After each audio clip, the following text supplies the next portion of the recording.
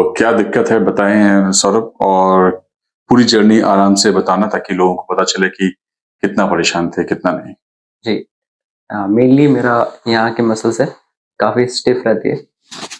तो और ये पेन धीरे धीरे बढ़ते यहाँ आ गया था, मतलब साइड मसल्स में, दोनों साइड, और स्पाइनल में मिडिल में ज्यादा पेन करता है।